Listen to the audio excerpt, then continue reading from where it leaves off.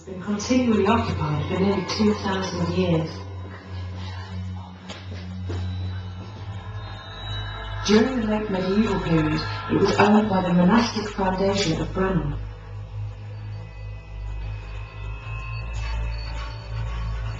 The front section of the building was constructed in the late 1400s to serve as a shop and living accommodation.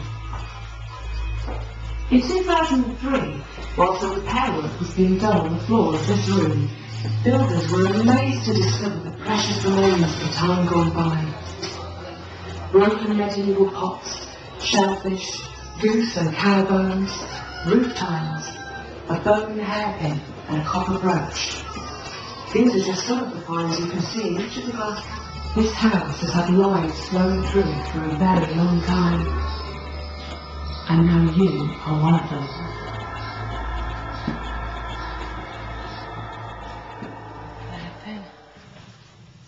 I'd like to take you on a journey. Imagine this fire is one that warms a cold afternoon in the 1600s. There's a biting breeze that blasts in through the front door of the shop as it is propped open with a sturdy but wonky chair. Out front, a man is hanging a sign above the door. A man who lived here once, who stood where you are standing. This was his home. He was a bookseller, and today he's fixing up the sign for his shop, the sign of the Bible. The sign still hangs there now, over 400 years later.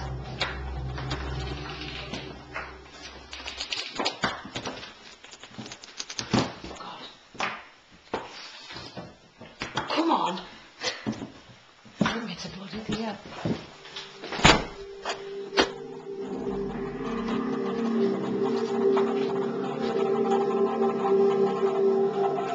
My husband and our children came to meet me from the office, and I stayed and had a cup of tea in the kitchen at the back. Anyway, we decided it was time to go, and I went to get Lucy's coat from the hall. That's the hall we were in, and I saw her dash past me. She had long dark hair, Lucy. Round her waisted as it was then. And she dashed past me through the hall and into the office, the room with the big stained glass window in. That's the room we've just been in. And hid under my colleague's desk. So I went over to the desk and bent down to pull her out. Stop messing around, will you? It's time to go. Look up at the ceiling. This is artwork from the Victorian era, painted by John Knowles, of whom we spoke earlier. How about that? If only we looked up more often, we might see something that we would otherwise have missed. Yeah. Now, look out of the window and down onto the street below. Is Stonegate busy? Look at the people as they pass. Do they look up? Most of them will walk right on by. To them, you might as well be a ghost.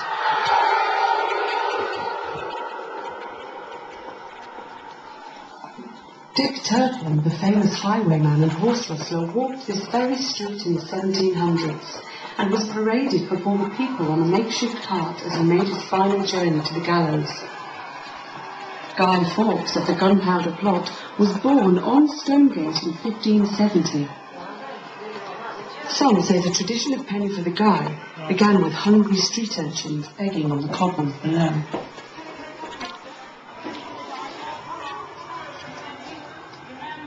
Look to your right, up the street towards the minster. A few doors up is 41 Stonegate, home to the ghost of a small child from the 1800s who fell to her death through the stairwell. There have been reports of tuggings at shoelaces, valuable antique objects being moved from one locked glass cabinet to another, and a little girl in full Victorian dress has been seen in the shop front on numerous occasions. Now, look to your left, the other way.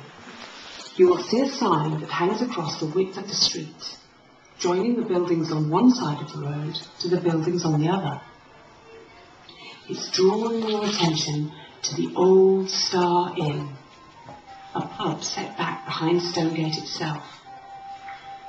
It's only accessible through an alley, one of York's many haunted snickleways. The old Star Inn dates back to 1644, and the cellar is believed to date back to the 10th century. During the Civil War, the cellar was used as a makeshift operating room for the wounded. And in those days, there was no anaesthetic. Like down. In this room, the faded remnant of an Elizabethan mural was found. Some of these oak panels were removed, and builders discovered the blurred, hazy remains of what was once an intricate piece from the 1500s. The picture that hangs before you is an artist's reproduction. It hangs over exactly the same spot where the original still lies hidden underneath.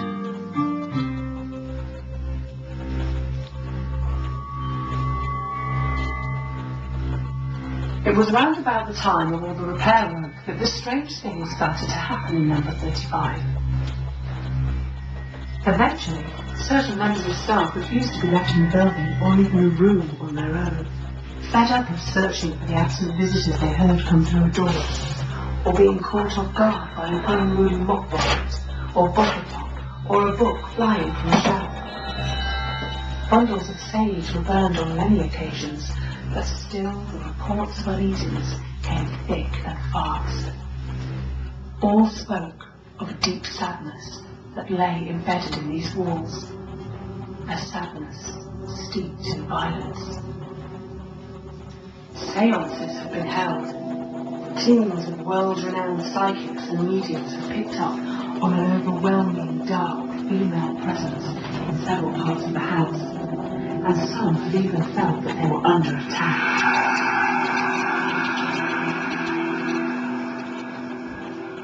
Could it be that all the digging and delving into the fabric of this building has disturbed some of the spirits of its former inhabitants?